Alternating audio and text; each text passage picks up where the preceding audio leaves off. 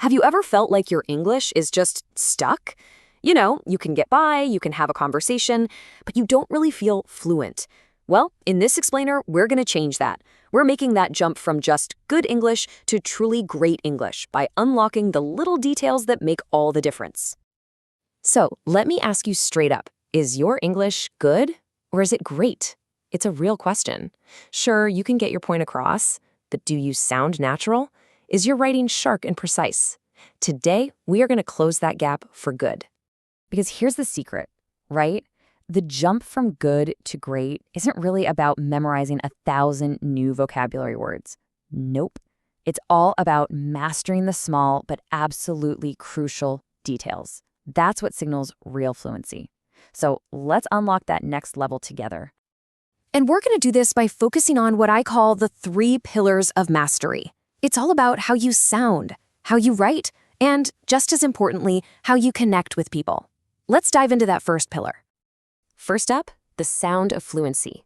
This is all about finally ditching that robotic textbook sound. We're going to zoom in on the subtle pronunciation stuff and the natural phrases that'll have you sounding confident and, well, like you. Okay, let's start with maybe the most common sound in English, that S ending on words. Now, here's the cool part you might not have thought about. There are actually 3 different ways to say it. You've got the S sound. Think of a snake, a sharp hiss made with no voice.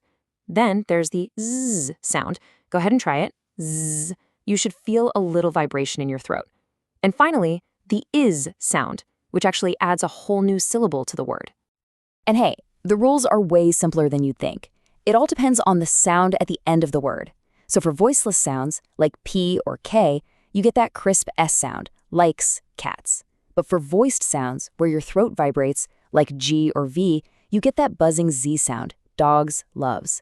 And for those hissy sounds like S or sh, we tack on that extra syllable, horses, dishes. Seriously, try saying those out loud. Getting this one little detail right will make you sound so much more natural, instantly. But look, sounding fluent isn't just about single sounds, right? It's about the flow of a real conversation. Advanced speakers have these specific expressions they use to connect their ideas together really smoothly. Let's check out a few that you can start using, like today. Here are 3 total powerhouse expressions you can add to your toolkit.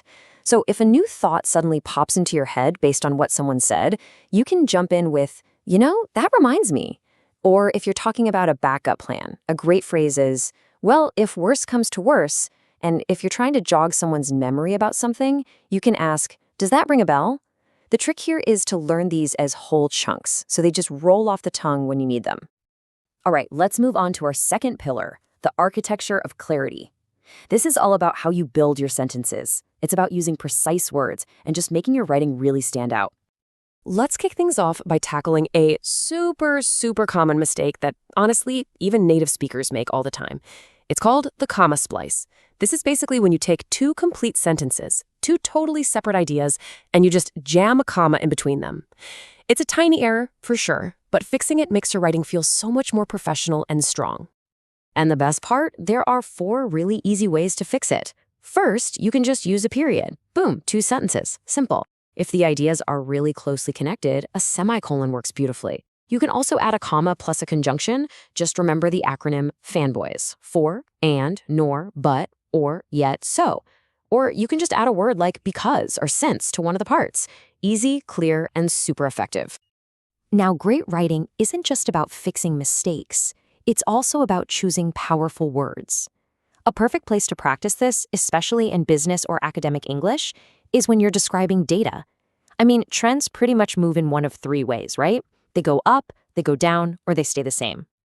So instead of just saying the numbers went up, you can say they increased, climbed, or even jumped. And instead of just saying went down, you can try more descriptive words like declined, dropped, or if it was a really big fall, you could say it plummeted. Using this kind of advanced vocabulary just instantly makes your analysis sound way more sophisticated. And that brings us to our third and final pillar. And honestly, this one takes us beyond just technical skill into what I think is true mastery. It's not just about sounding good or writing correctly. It's about actually connecting with other human beings. This is the language of respect, communicating with real empathy and cultural awareness. So why is this so important? Well, get this. Over 1 billion people, that's around 15% of the entire world's population, live with a disability. The words we choose have a real impact on people, so it's absolutely vital that we get this right. The main principle to remember here is something called people-first language.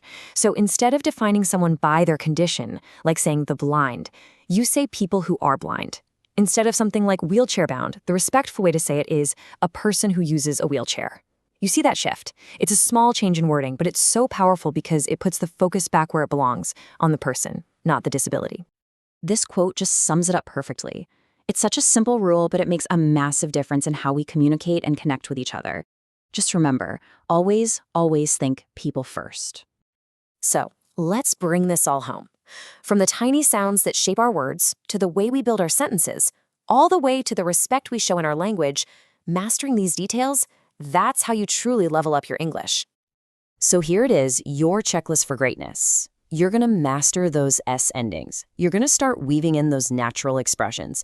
You're going to hunt down every last comma place. You're going to upgrade your vocabulary, especially for describing trends. And most importantly, you are always going to speak with respect.